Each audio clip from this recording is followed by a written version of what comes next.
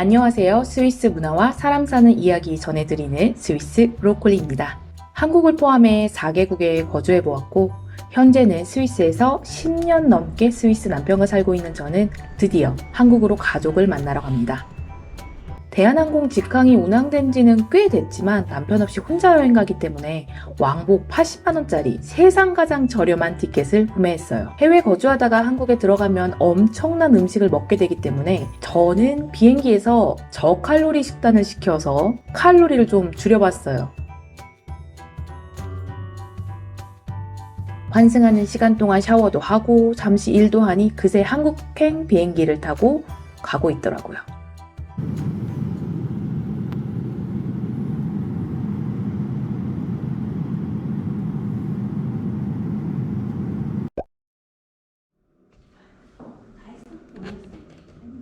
이번 한국행에서는 스위스 자유여행을 위한 원데이 코스를 열었습니다.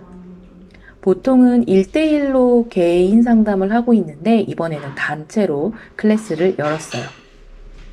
저도 즐거운 마음으로 작게 시작하려던 게 처음이었는데 1회로 끝난 일정이 2회분으로 늘었고 총 22명의 참여자분들이 오셨어요. 정말 감사드립니다.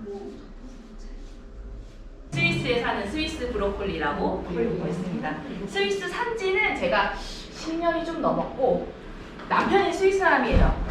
그래서 이제 스위스에서 지내면서 스위스 좀 곳이 여행 다니면서 한국 분들 위주로 이제 스위스에서 이제 개인 가이드를 주로 하고 있는데 여기 사진 제가 오늘 뭐를 입을까 되게 고민을 많이 했거든요. 되게 근데 제가 일할 때 입는 옷을 갖고 왔어요. 그래가지고 일할 때 이제 융프라우 갈 때 입는 요 사진이랑 같은 옷을 오늘 입고 소개를 좀 드리려고 합니다. 그래서 저는 뭐 요렇게 합니다. 스위스는 이제 기본 네네네. 근데 제가 제일 걱정되는 거는 산이 높잖아요. 우리나라에 있는 웬만한 산들보다 높기 때문에 혹시 고산병 융프라우 같은 경우 융프가 3,454m예요. 근데 거기서 근데 보통 고산병이 언제 오느냐 2,000m 이상 올라가게 되면서 거의 50대 50 수준으로 와요. 반반 수준이요. 아기 같은 경우들은 다 구토해버리고요. 대부분 이제 고산병 증상이 두통이라든지 힘드신 분들은 주저앉으세요. 인터라켄 역에서 이제 기차 타고 올라가는데 뭐 약국이 있거든요. 그래서 고산병 약이 팔아요. 한국에서도 팔고. 근데 그게 맞는 통치약은 아니어가지고 약간 마음이 편해지라고 먹는 거지 그거 먹는다고 100%는 아니기 때문에 물 한 통 다 드시면서 올라가시면은 괜찮고 융프라가 막상 올라가서 막 심장도 빨리 뛰고 그저 공기가 많이 없으니까 근데 그렇게 되면은 신라면 먹으면 다 힘드시더라고요. 제 생각엔 약간 화장실 많이 갔다. 제가 오랜 시간을 살았던 서울, 하지만 스위스 시골 살다가 복잡한 서울로 넘어오니 정신이 꽤나 없습니다. 오자마자 급한 병원 투어를 좀 돌고요. 그리고 지하철도 탑니다. 서울 지하철은 낯설고 불편한 모습들이 이번에 유독 좀 많이 띄었어요. 그러니까 출퇴근 시간이 아닌데도 불구하고 지하철에서 내리기 전에 사람들이 먼저 탑승을 하더라고요. 보통은 지하철 내리고 그 다음에 탑승을 하잖아요. 이게 제 오랜 기억 속에는 적어도 지하철에서는 이렇진 않았는데 이게 바쁜 생활 속에 많은 것들이 변했나 새삼 느끼게 됩니다. 쓸쓸한 모습도 있었지만 오랜만에 반가운 자판기가 눈에 들어옵니다. 한 잔에 500원이네요. 아주 꾹 눌러서 한 잔 마셨습니다. 점심에는 아직도 이런 게 존재하나 싶을 정도로 송칼국수를 단돈 5,000원에도 먹었어요.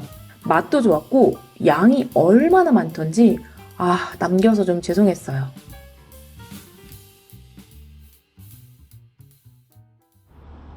서울에는 볼 것도 많고 할 것도 참 많습니다. 오랜만에 만난 친구들. 이제 놀려면 평일에 놀아야 제맛이라며 휴가를 내고 나왔어요. 너무 좋습니다. 이번에 벼르고 있었던 74년 만에 일반인들에게 개방하는 청와대로 향했어요. 곳곳에 설명해 주시는 안내원분들이 각 방마다, 기관마다 설명을 들을 수 있어서 굉장히 유쾌했습니다. 금장으로 꾸며진 문장식, 그리고 마치 가야 금관 같은 모양의 그 전등, 그리고 내부에 깔린 그 고급스러운 디자인된 카페트가 굉장히 기억에 남았어요. 해외에 살다 보니 제일 아쉬운 점을 하나 뽑자면 바로 가족과의 추억을 많이 만들지 못한다는 것입니다.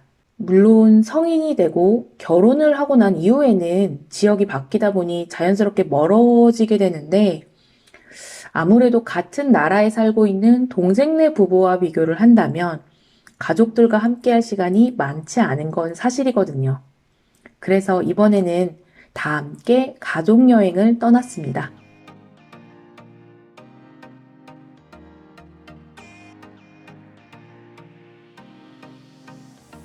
스위스에선 케이블카 타고 그 높은 융프라우도 자주 가는 저인데 한국에서는 많이 다니지 못했어요. 해발 700m, 권금성 구간을 기암괴석을 보며 감탄과 함께 정상으로 천천히 향했습니다. 5분의 케이블카 구간을 지나니 빼어난 자연절경이 한눈에 펼쳐집니다. 설악산 국립공원이 이렇게 아름다운 곳이라니 믿어지지가 않더라고요.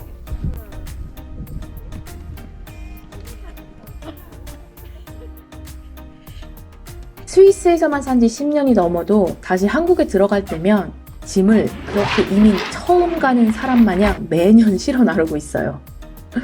처음엔 스위스에 없는 한국 스타일의 옷이나 음식 같은 것들이 줄을 이뤘는데 10년쯤 지나니 밥솥이나 그릇 같은 생활용품으로 업종이 변경되었습니다.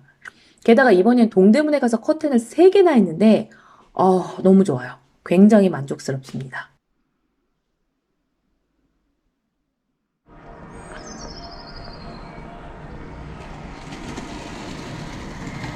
출국 하루 전 저희 친정엄마는 저의 캐리어 짐을 꼼꼼히 같이 싸주십니다. 짐 싸기 횟수만 치자면 제가 출장을 훨씬 더 많이 다녔으니 잘할 법도 한데 엄마 손을 거친 그릇들은 단 한 번도 깨진 적이 없습니다. 분명 같은 캐리어의 같은 내용물인데 확실히 달라요. 스위스로 향하는 캐리어 속에 제가 가장 좋아하는 것을 하나 뽑자면 바로 한국에서 세탁되어 온 옷들입니다. 정확히는 친정집에서 쓰던 세제향이 가득 뺀 저의 옷이죠. 나의 스타일과는 좀 다른 엄마의 스타일대로 접어낸 옷, 저는 그게 참 좋습니다.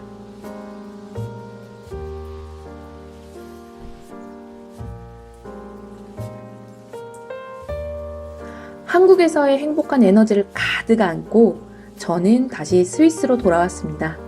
한국에 가기 전 남편에게 꽃에 물 잘 줬으면 좋겠다고 신신당부했는데 이번엔 목이 꺾여서 파인애플이 죽었어요. 굉장히 속이 상하지만 어쩔 수 없죠. 시청해주셔서 감사합니다. 다음에 또 만나요. 안녕.